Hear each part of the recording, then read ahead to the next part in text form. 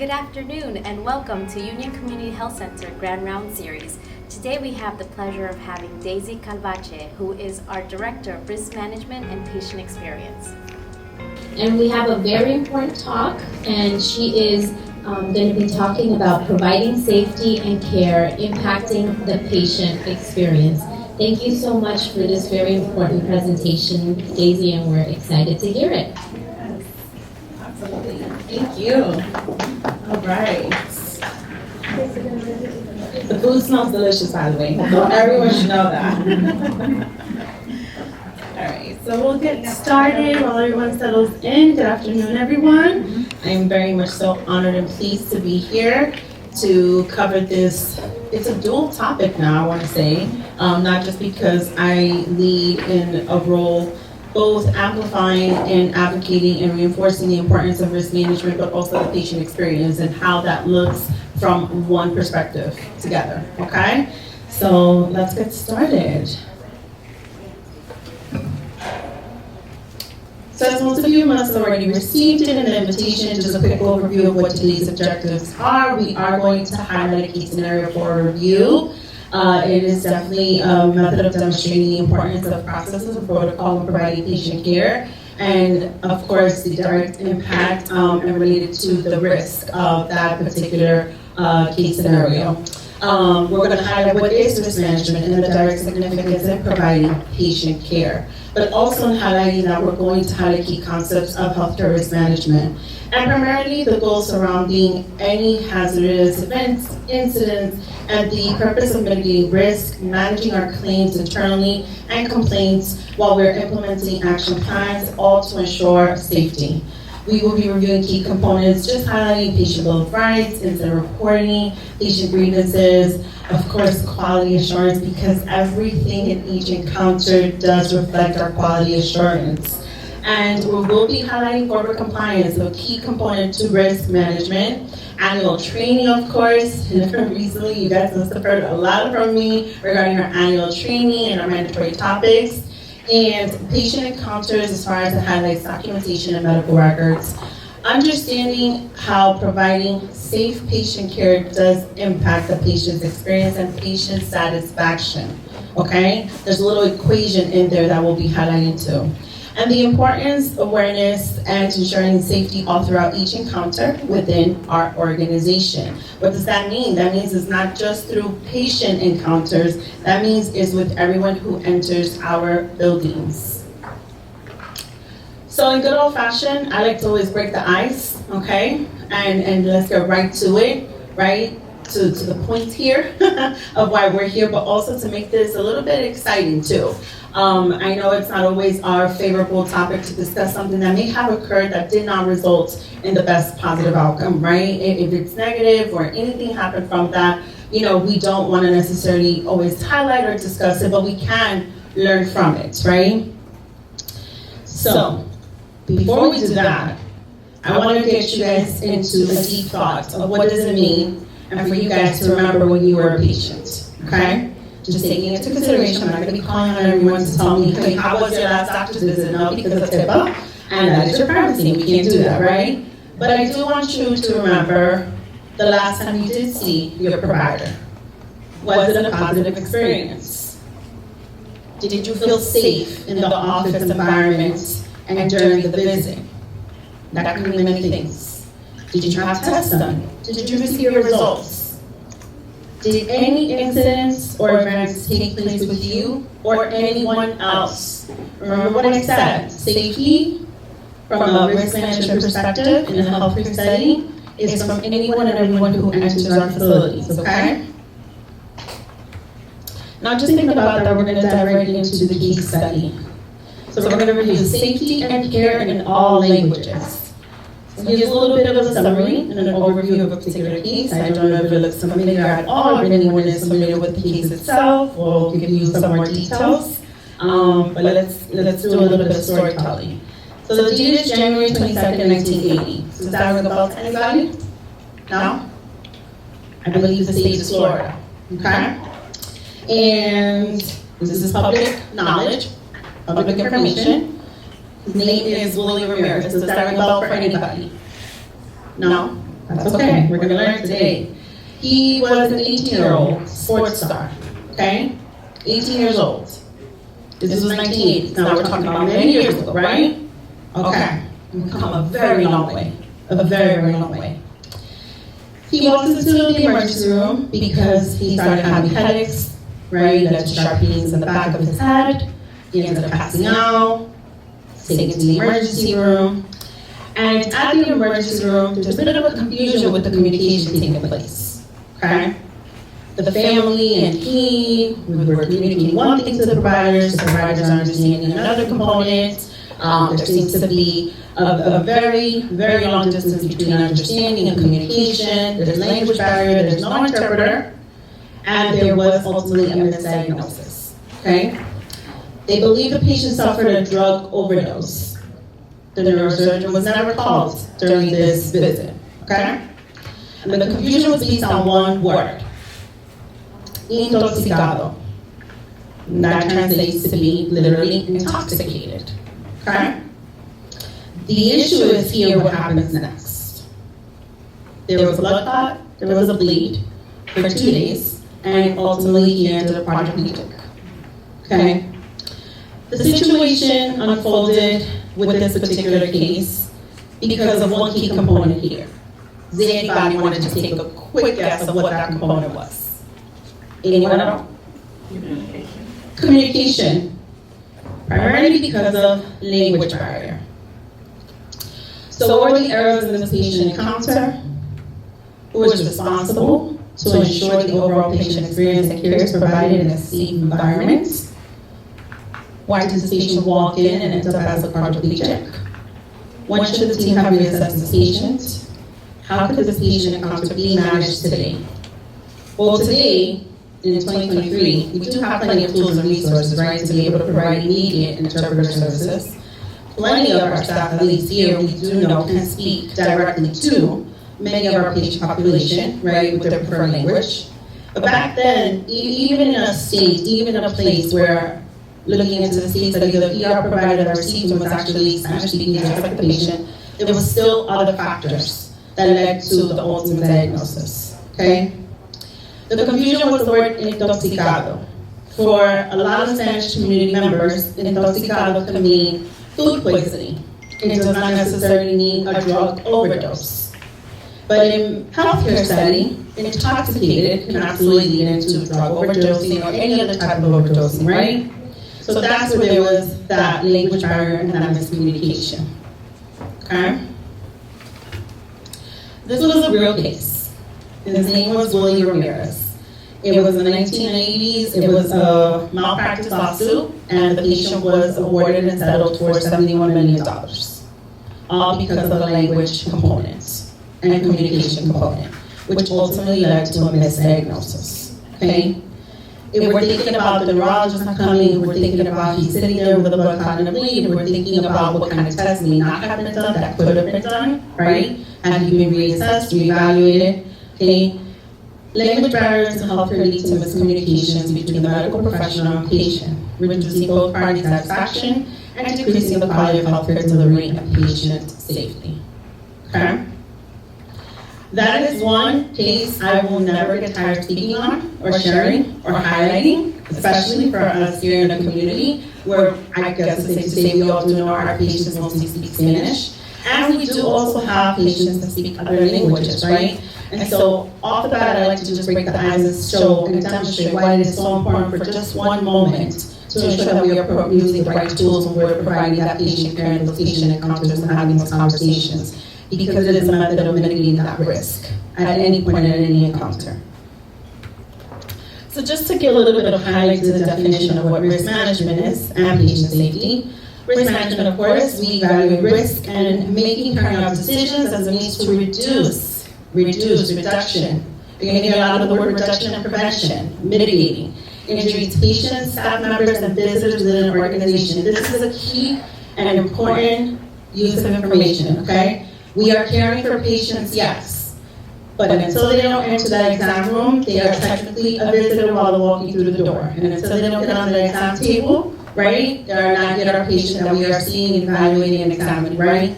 But ultimately, we are liable for their safety as long as they are entering our premises and they are within the organization facilities, okay? We work proactively and reactively at times to prevent incidents or minimize the damages following any events.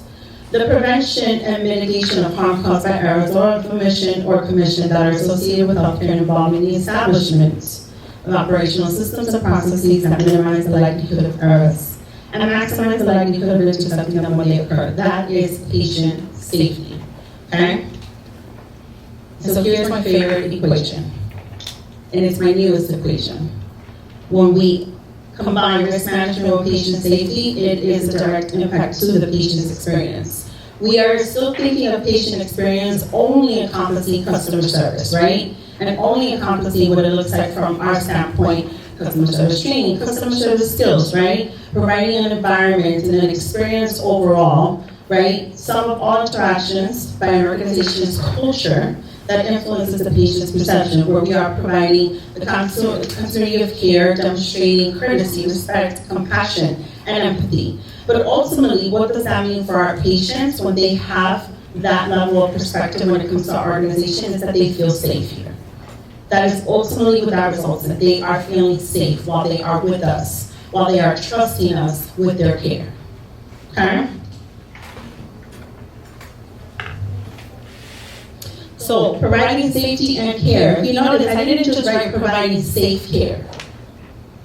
I like to differentiate that we're providing safety all across the board and we're providing care. Because within the care, I know we're providing safe care. But safety is a completely different concept and separate from just providing patient safety and centered care. We do this through education and training. We have policies and processes and protocols in place.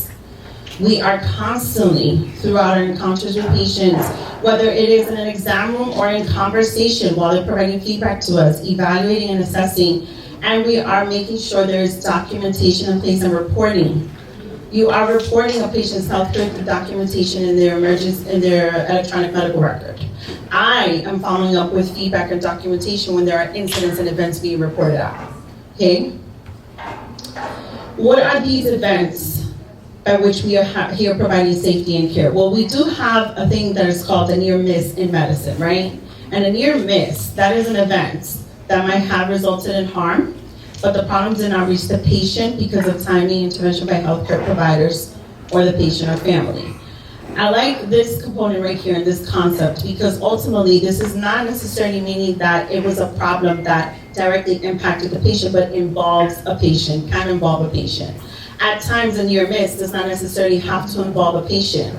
It could be involving just staff, it could be involving our facilities and our organization, but can still impact patient care, okay?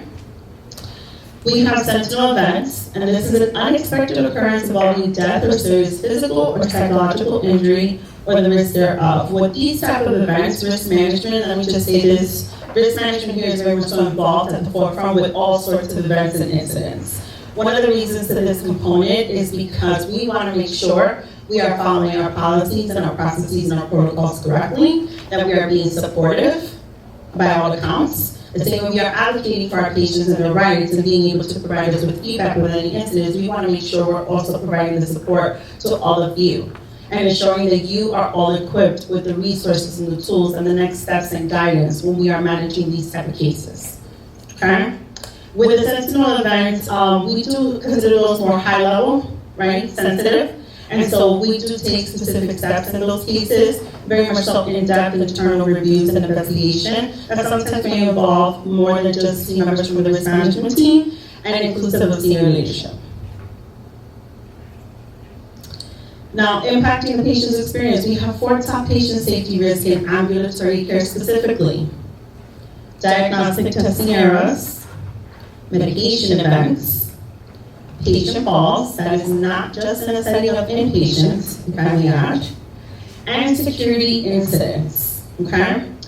I like to highlight these 4 components. It's going to be full circle for you guys as we continue through this presentation, but primarily because a lot of these elements right here between diagnostic testing, medication events, right? Again, highlighting quality assurance.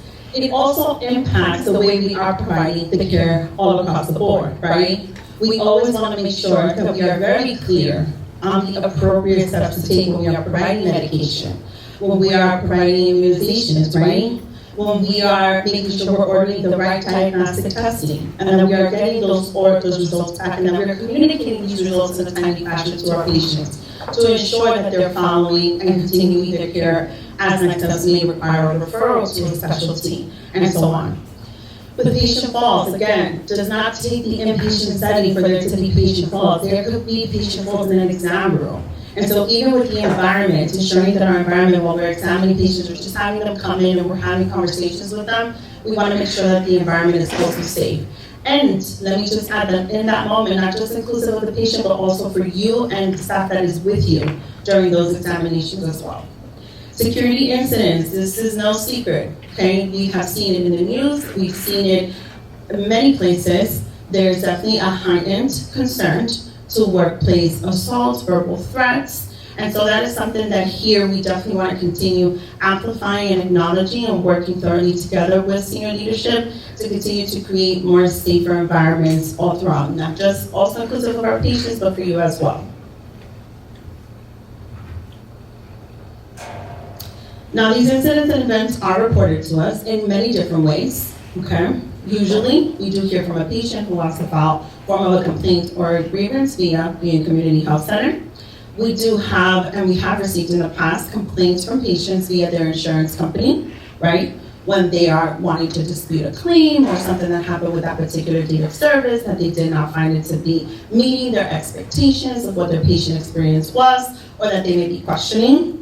We do hear from our patients through patient surveys, okay? Whether it's their commentary, whether it's the way they're answering the survey itself, whether they're attaching a full letter to that survey and they want to send it in to us through the mail, you name it. We are also in a world of social media, okay? And our patients are definitely giving us feedback on social media. And we do have a process now in place by which we do respond to them in keeping with patient privacy, making sure that our patients are not just sharing all their patient information on social media. There are patients who have done that in the past, but also for us to be able to follow up with them, right? And to be able to address any concerns that they may have.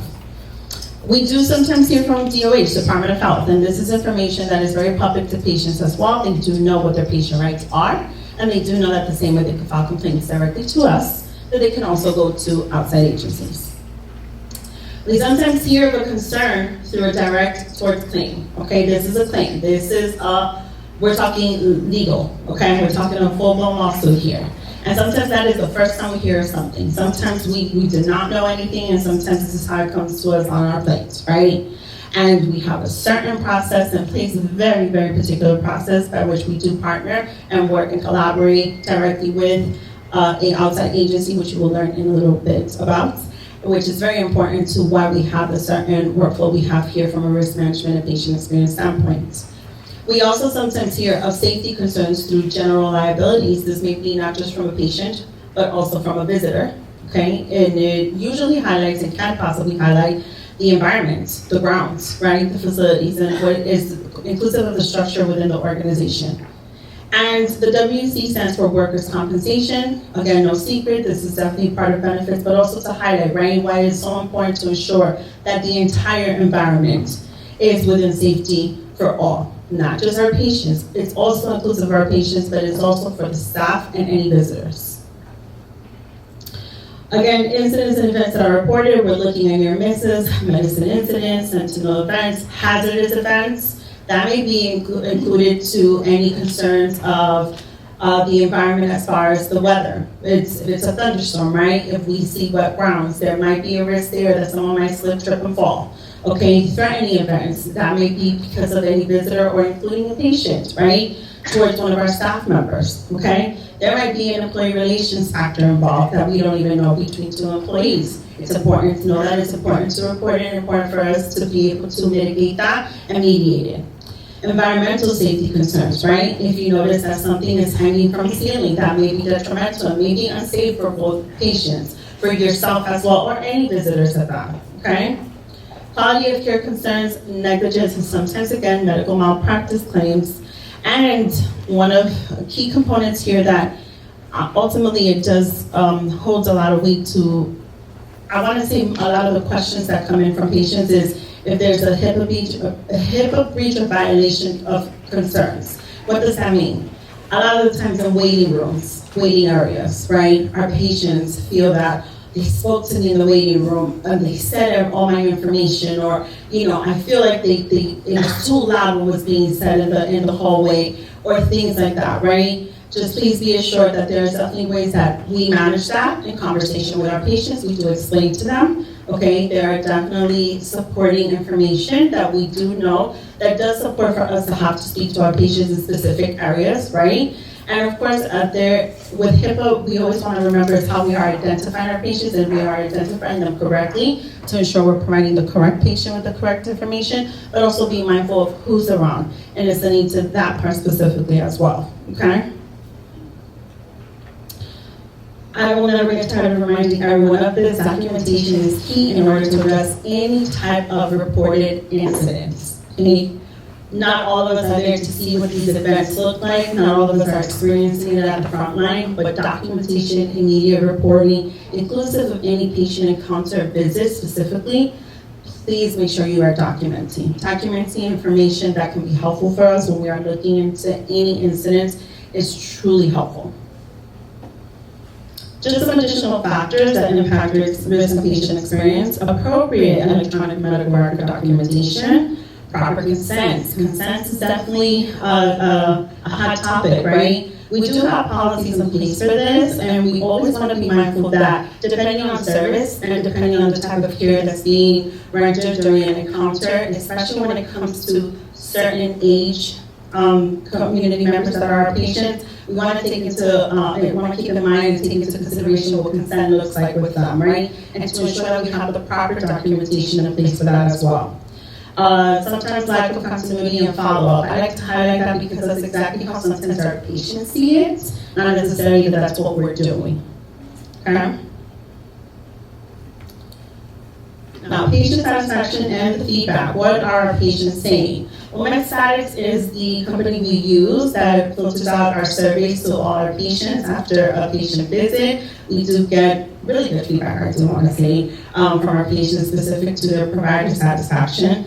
As you can see, that green little bubbles in line shows very high numbers. And I want to say, after being here almost a year, just reviewing what that trend looks like, right? We do have our moments where, we do go a little bit lower, but ultimately the overall with our average is generally above 92%, definitely above the national average. And our patients are overall very much so pleased with what the encounters look like with their doctors. Our patients do love their doctors, I will say that. Overall, they do. They have wonderful things to say. This is one of my favorite comments still to this day. I love this doctor. She's very thorough, very easy to talk to, gives good advice. You can feel the compassion, the care. Yes, they try their best to accommodate you. Again, if you remember from the beginning, compassion, acknowledgement, courtesy, right? Empathy. All of that helps a patient and leads to a patient ultimately feeling safe. And that is what I read when I see a comment like this from one of our patients when it comes to one of their providers. You gotta tell us who it is. I'll send it for you. Well, I will say this, if you definitely hear from Vincenzo does a great job at communicating all these wonderful comments personally, and definitely we amplify those as well. We celebrate those. We celebrate everyone we can get here, right? It's important to have the acknowledgement because nowadays we don't get that too often. Okay, we know one thing historically, our patients are 9 times out of 10 going to complain to us before we do hear a compliment. So when we do see these compliments, we absolutely want to celebrate them with everybody. Now, patient rights for reporting and resources. The patient bill of rights. Does anyone know where we have those in this building? No? Really? There's like a huge wall downstairs. Well, it is downstairs, and it's just to highlight a little bit. Let me just make sure. No, let me go back. It's just to highlight a little bit why this is so important, right? Whether we have them up, right, communicating at entry points with our patients do know that they have rights, okay? But it is important, and we are absolutely supposed to communicate patient rights to our patients, right? They are supposed to know what information is vital to their patient encounters while they're here, and it is not limited to just patient bill of rights, but this is a key component we are supposed to communicate to them. So we do have it downstairs on the first floor. Generally, it is at every one of our sites at an entry point, okay? Healthcare and safety zone reporting tool, one of my favorite tools. When we are reporting any incidents, any occurrences, sometimes you may think it's the smallest incident in the world, but guess what? Documentation is key, right? So if your judgment tells you should report this just for documentation purposes, please do so. Healthcare Safety Zone is our platform where we do report submit patient complaints, grievances, any adverse events, and staff incidents reporting as well. We have 4 types of forms: the patient event form, an employee form. Remember I said sometimes safety concerns may involve employee relations. Complaint or complaint form, and non-patient event form. Non-patient event form would highlight more so hazardous environment, right? Be it that, the weather, it's impacting the premises, there's a flood or things like that, okay? Also, the reporting may go directly to the Department of Health. I mentioned this before. Again, this is information that patients are privy to, okay? They know this. This is not new stuff, okay? There is a direct address where they can write their letters to and contact them. There's also a complaints inquiry phone number and a main number. Again, the information we are supposed to be able to provide to our patients upon the request, okay? We're not supposed to withhold this information, okay? Just to give you guys a highlight of what 2022 looked like when it comes to employee incidents and patient complaints, if you think about an entire year and the thousands of patient visits that UCHC had, I want to say that does not look too bad. 70 employee incidents, and these incidents we're talking about honest incidents of accidents, let's say, right? We conducted reviews, we looked into it, there's been proper training, proper protocol and processes in place, but sometimes things have happened, right? Work very closely with many of our supervisors and managers at the sites, making sure that their staff is aware of what the correct steps are in following with these type of incidents, right? 73 patient complaints. A lot of these complaints revolve around, anybody want to take a guess? We were talking about it in the case review. Communication. That's really what a lot of these complaints encompass, is communication. Medical records request. One of my favorite documents, and I decided to share with you guys a highlighted version from our medical records specialist, who is hiding in the back. But I appreciate the efforts we have put in place as far as process goes and understanding. So our patients will not be receiving this document, right, when they want to request their own records. When they want to request records to be sent to their doctor's offices, whether we're receiving this form from an attorney's office. Sometimes attorneys for X, Y, and Z reasons are helping our patients for unrelated healthcare concerns, but they need healthcare information, okay?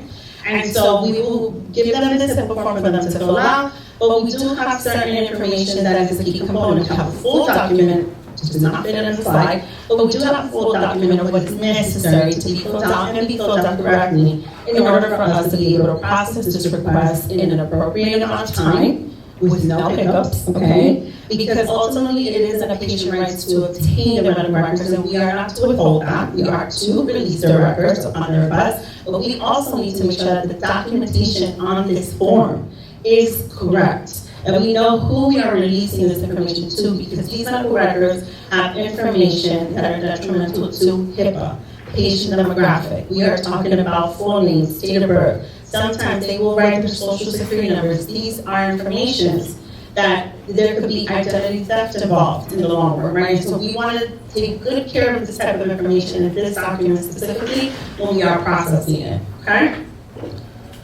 Key component that is very important with this is that when we are handling medical records in general, I want to keep this in mind and make sure we are all clear on this. When we no longer need medical records in our hands, we are to make sure we securely discard of them into a shredder, please. We do not just throw them out in a garbage bin. We have seen also lots of cases highlighting that. It is very important to securely discard the medical records the appropriate way, and we always want to keep that in mind because that will impact risk and it will impact a breach. that a question?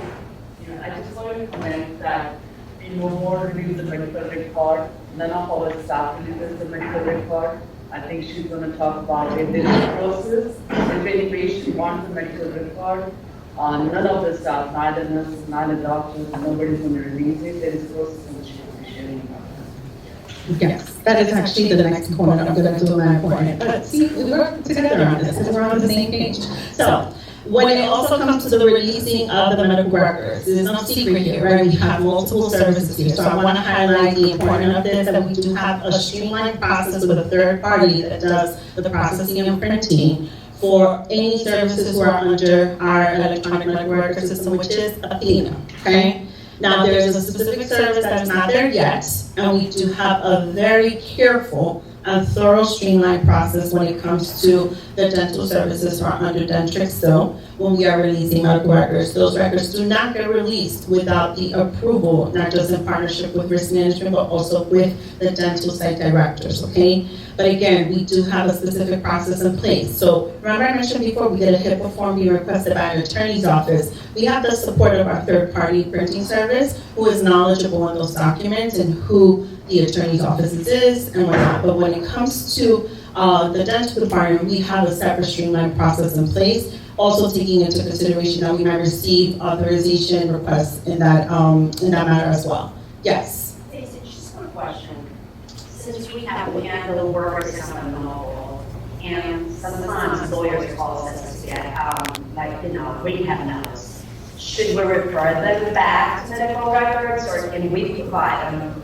Anyone who's requesting any type of medical record should be providing us with an appropriate HIPAA requested form for any type of records, no matter what the reason is. Including the vendors? No matter what, we need to have an authorization form on file from the station signing that we are okay to release records to anyone else. Okay? Thanks. Absolutely. So access to EMR, this is actually something that we are looking into even closer. The benefits we have with our electronic medical record at this moment with Athena, we are able to, of course, with the proper documentation in place, grant access not just to the patient, but also a patient representative, right? And who would that patient representative be? Well, it would need to be someone who can provide some form of a document that says they are the legal guardian, right? That patient would also need to give us permission to be able to add this person. Again, this is full access to an electronic medical record. It is demographic information. It is information based on their care and treatment. We need to have the proper documentation in place. Sometimes it looks like a healthcare power of attorney. Sometimes it's an actual appointment of legal guardianship. Okay? HIPAA authorization, the one you saw before, is not enough to grant access to a patient representative to have full access to their EMR. Okay? For minors, a legal guardian should be involved with these type of requests at all times, okay, for anyone under the age of 18. In some cases, when it comes to consent, again, depending on service line, you definitely might check with your service line leadership as well, but we do have a policy in place with consent. There are certain avenues we take to ensure that we have consent from parents to be able to provide a certain amount of care to patients who are minors when they present by themselves. Again, this depends by service line, okay? And corporate compliance, we always amplify this. When there are any type of concerns surrounding corporate compliance, and this is not limited to patient complaints, not limited to any employee relations matters, but also just a question of, fraud, insurance fraud, question of things like that. It could be anything that there might be a concern of compliance in general.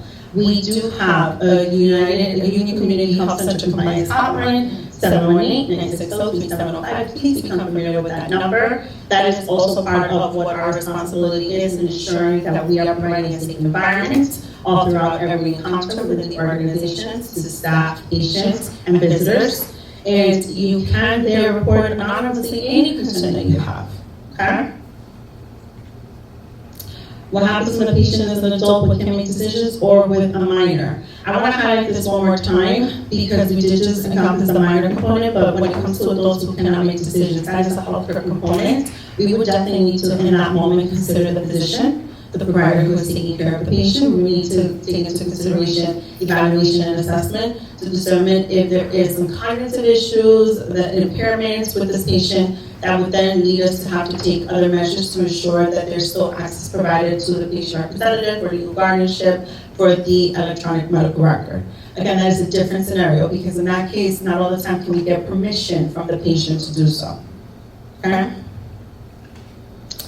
Mandatory training, this mitigates risk. You guys have heard from me a lot in the past couple of months about completing our mandatory topics. Just an overview of what these topics look like. Where do we stand with this Health Stream Union Community Health Center training platform? All staff are expected and required to complete annual training of mandatory topics on 100% completion. Okay, access is granted to each and every one of you. I do believe so. If there's any issues with that throughout any moment that you are trying to complete these topics, please reach out to risk management, to myself. We can definitely work together on that. I want to report a pleasant percentage from the moment that we did initiate for this year's annual mandatory topics completion. It was on March 20th. As of today, we are at 93.69%. I'm working very closely with several of you who, honestly, there's just been some knowledge taking place in that, some system issues, things that we're learning as well with the platform that is not related to anyone's errors, but just system-wise. And we don't take that for granted, right? Because we want to make sure that we are able to provide you with these modules and training, but that also, it's not difficult for you all to complete that. So we are learning plenty here when it comes to the resources and the tools we're providing you with. That is our direct link for Union Community Health Center. Now, why is all of this important? Well, Health Center is an FQHC. We are federally qualified health center. What does that mean? What is the Federal Tort Claims Act? Federally Supported Health Centers Assistance Act, 1992 and 1995 granted medical malpractice liability protection through FCCA to HRSA supported health centers. We are a HRSA supported health center because we are a federally qualified health center. It is an agency of the U.S. Department of Health and Human Services, HHS. It is the primary federal agency for improving access to healthcare services for people who are uninsured, isolated, or medically vulnerable. That is the community we service, okay? And this is important to understand for two reasons. Because one, every single year we want to make sure we have this level of support, right, for all of our providers, especially when it comes to any possible claims of medical malpractice, okay? And the reason why is because we want to be able to ensure that we always have coverage, but also we know what type of work we're doing.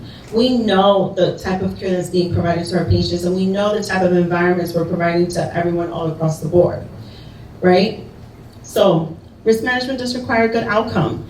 It emphasizes harm prevention, and it's designed to gather information on desirable events or trends.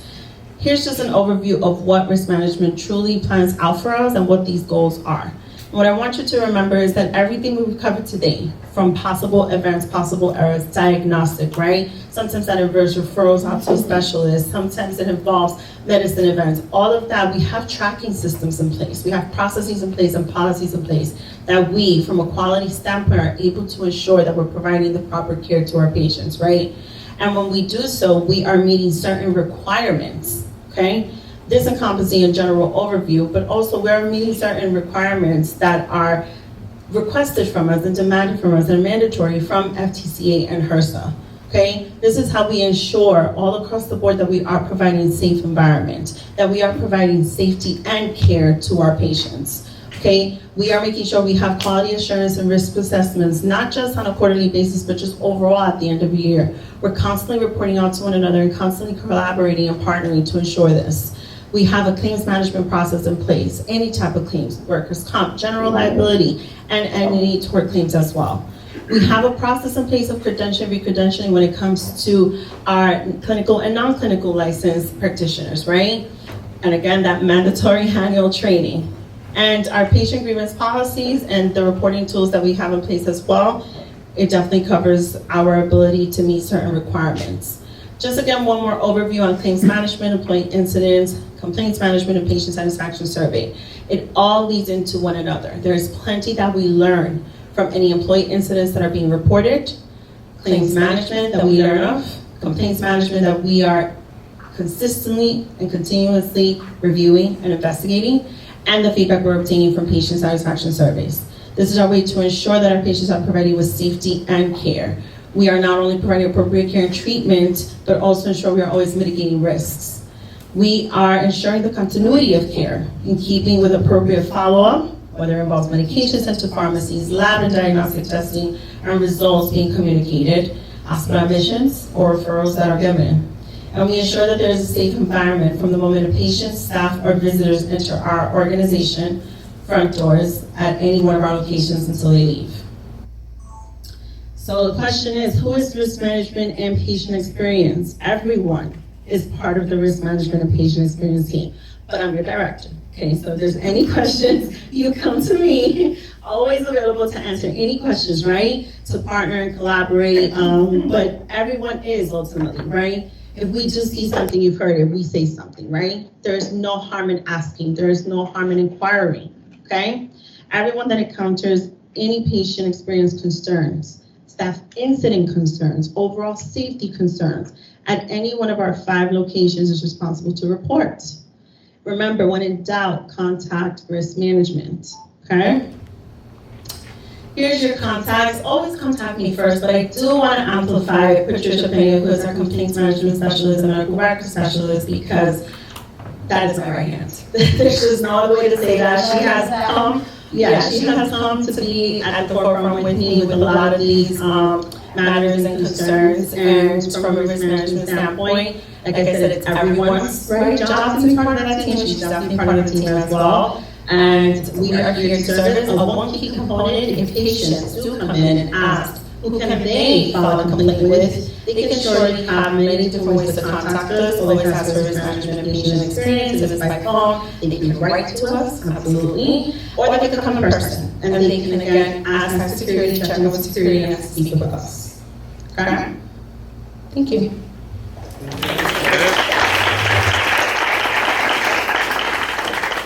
Daisy, for that important talk. And I know during my medical career, I've never really got a chance to interact with risk management and learn about it and how important it is to know like the proper procedures for any incident. So I think if you have any questions right now, we would love for Daisy to ask them. Do you guys have any questions or have incidents with patients that you weren't really know what to do or who to ask, or any examples or friends or anything? It also doesn't end here. I'm on Outlook. You can always contact me. Anything comes to mind as well, please do so at any given point. Healthy Zone is on our computers, and if it's not, we can I always have a link I can send it to you can send a link for any complaints and incidents that anybody has. Any other questions or anything?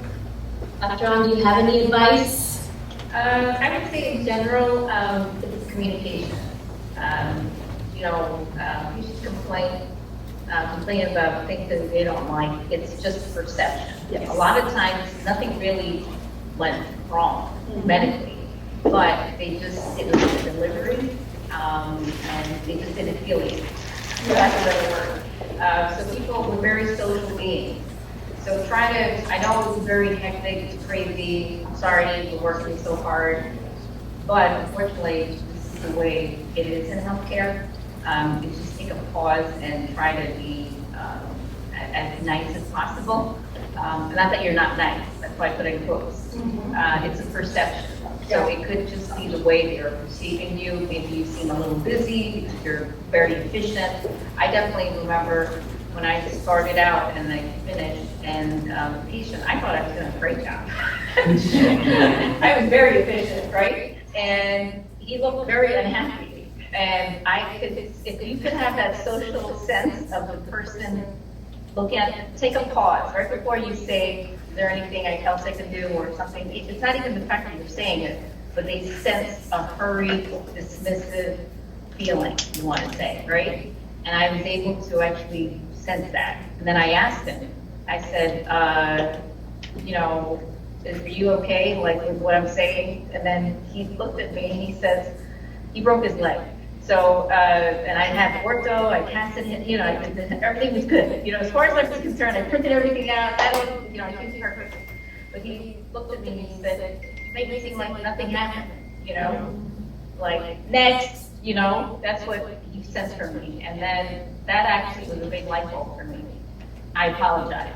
I said, look, I didn't really, I thought I was actually doing good. You know, I thought I was doing good actually, but I wasn't doing good, right? Clinically, I was doing good, but communication-wise, I was doing bad.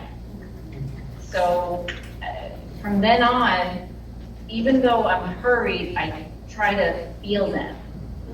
And that's helped me tremendously. You know what I mean? So when you get really good at what you do, which I believe most of us are, all of us, spend more time feeling the patient, right? Because when you feel them, they feel you, your day's gonna go better. So I understand the documentation and everything else, because most of that actually we're pretty good at now. But you have to take a pause and look and see if they're feeling you and you're feeling them. And it sounds hokey, but it's social IQ.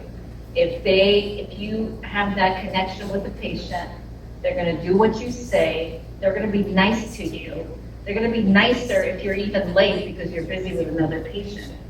They're gonna give you a little slack, and that's gonna give you your breathing room to not burn out. So that's where I notice from my friends and other people in healthcare, it's that they haven't mastered that. And if you do that, you could work till 100. It's probably good for you anyway. Your cortex won't shrivel up, right? And you guys keep it moving. So I do enjoy seeing my patients. So when I cover, I'm actually very happy to see them because actually I will tell you they're pretty funny people too. You could live vicariously through them in almost every occupation that you could think of. So have fun, enjoy your patients, and try to heal them. That's my advice. And I think Dr. Ryan is here virtually. I don't know, Dr. Ryan, if you have any advice for, we have a lot of residents here, and I know we're still on. Did you say something? I'm sorry, I missed that. Yeah, Dr. Ryan, I was saying, do you have any advice for, risk management and any experience throughout your career that you can tell a lot of the residents here or anything regarding risk management? Actually, I don't really have any major things to say. There is that old saying, happy wife, happy life. You make your patients happy, and I can tell you, they'll be very pleased and happy with you, and you really won't be getting the complaints or grievances that you might get from a patient. It's all about communication and listening to them. And I think that's what most patients want to know. They just want to hear that you are listening to everything that they say, and then they're very appreciative of that.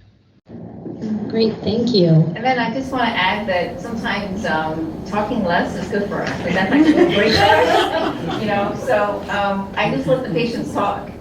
And then for me, I'm just looking at the records, I'm smiling, and I'm taking a break for myself. You know what I mean? So it's all good. It's all good, so that's what it is. And I would say, I'm looking at everybody's actually career history. The people that are actually able to do this, they don't get sued. They could make big mistakes, like big mistakes, right? But the patient will say, oh, but Dr. Blank he's such a nice person, right? Meanwhile, not that I'm saying that's like an ulterior thing, but it's just people are people. Mm-hmm. If it'll make your career, your life, everything better, it'll be good for them too. Because what also happens is if you're feeling them, you could basically diagnose them better. You do a better job diagnostically because they reveal more information that's going to help you help them. So that's it. Thank you. And we're very excited that we had sponsors today for our lunch. So today we have David and Alex, our neighborhood pharmacy, La Farmacia. So they're going to tell us a little bit about their pharmacy, and we really thank you about sponsoring our lunch. It was delicious.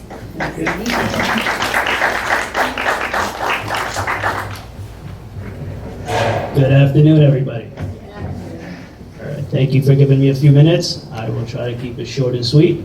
Again, we're from La Farmacia. My name is David. That's my partner, Alex. I suspect we're not the first pharmacy to talk to you guys, so I'll try to highlight a couple of things that we try to differentiate and provide value to you, your patients, and your practice. So at La Farmacia, we offer free same-day delivery, AM and PM options, so your patients will get their medications sat. Basically, they can get their therapy going as soon as possible. We also are predominantly bilingual, English, and as you might have guessed, Spanish. So your patients will get counseled in their preferred language. So that's important, obviously, for things nebulizers, insulin, inhalers, that type of stuff. Very important that they get counseled correctly, so we will do that in their preferred language. Their labels are also in their preferred language. We're very on top of that. Speaking of devices, nebulizers, some of you might have come across coverage issues for those type of things. If that patient is getting their medications with us and it's not covered, we will take care of it. We'll give it to them complimentary to keep the therapy going, make it as frictionless as possible. That is also true for other things. For Medicare population, for example, sometimes the over-the-counters might not be covered if they don't have Medicaid. So the aspirins, loratadines, those type of things. If they're not covered and they're getting their medications with us, we'll just give it to them. It's not an issue. So keep that in mind. Another thing is PAs. If you guys have issues with PAs, it's a pain in the butt for everybody. We can assist in those if you want us to, so just keep that in mind. We can help out with those. We might need the chart notes and that type of thing, but we can aid in those. So another thing I suspect a lot of the prescribers here have dealt with is medication shortages for things that are pretty common, frankly, or should be common. We have things like albuterol nebulizer solution, budesonide nebulizer solution, amoxicillin augmentin suspensions, the Adderall medications, which I think some of the prescribers are already sending to us. Very hard to find, shouldn't be, but they are. We're very proactive at La Farmacia stocking those medications. We have dozens of wholesalers that we work with, so if you need it, I will make a point to get it for you guys, so just let me know. If we don't already have it. Yeah, we usually have it, but if there's something else you can think of that you're not finding, let us know. We'll try to get it in stock for you. What else? Let's see what else we got. So, just a little about us. La Farmacia is one of a number of pharmacies that we own in the Bronx neighborhood. You could say that slowly but surely we're trying to take over the Bronx, much like you guys. And it's important for us to really align ourselves with partners who have a similar vision on patient care, quality of care, and more so than anything, I really appreciate what the doctor said also. I apologize, I came a little late. I don't know your name. Dr. Rana, that's okay. Doctor? Dr. Rana. Dr. Rana. It's so important to really be that community pharmacy with somewhat of a corporate mindset. What do I mean by that? Our practices are in low-income neighborhoods, right? And just because it's in a low-income neighborhood doesn't mean that these people should be treated like low class. Right? At the end of the day, when you connect with a person, when you feel them, which is so important, and we've more or less built our practices on that ethos that you treat people as and the old saying, you treat someone like you want to be treated, they'll come back to you. They'll bring their family. They'll bring their friends. The best marketing is still word of mouth marketing, right? You can have billboards all over the place. But when a patient comes to Union Community and they have a doctor who feels them, they're going to talk about it with their other friends, family members, neighbors, and so on and so forth, right? And that's how we built our pharmacies as well. We took this pharmacy over about a year ago, and we've already doubled the numbers in revenue, in prescriptions, because when you bring the quality of care and you bring the good customer service and you actually are genuine with it, it's endless. So we look forward to being able to assist you guys in any way that we can. Just have us in the back of your mind. Oh, patient says their pharmacy is not taking care of them. I got somebody for you. Drug needs prioritization. I got somebody for you. Drug's not available. I got somebody for you. Now, why is it important to proactive about having us as a first line is because you don't, 9 times out of 10, you're going to send a medication for a patient or a nebulizer, and it's not covered. The pharmacy is going to tell the patient, oh, it's $30, $40, whatever the case may be. You're not going to know that that patient does not have it until their next visit, maybe 1 month, maybe 3 months from now, right? Because the patient's 9 times out of 10 not going to call and be like, hey, doc, you sent me the script, but it's not covered, and I can't afford it. You know, we don't take hundreds of thousands of dollars worth of copays throughout the year because our patients can't afford a $1 copay. And just think about that. Many pharmacies have to sit there and they have to think, does my patient have to think about putting food on the table or paying their copay, right? So in our stores, we don't take, I mean, if it's $1, $3 copay, we don't take any of those. We make sure that, you know what, keep that money in your pocket, go buy some necessities, go buy some food, especially with inflation now. I mean, we can all only imagine. So that's just a little bit about us. La Farmacia is one of our stores. We have others in the Bronx, such as SJS, MediServe. MediServe is a specialty compounding pharmacy, so you know we have contracts with various hospitals throughout the Bronx as well for especially specialty disease states. Like with Montefiore, we have in the pediatric ICU for certain things for our patients. So, you know, if you have an issue, give us a call. We'll always, if we don't have the answer, we'll definitely find it for you right away. Where can we get your information? I actually have some marketing We're gonna send it over. Fantastic. Yeah, I just wanted to say a couple more things, please. For the pediatric population, this is noteworthy.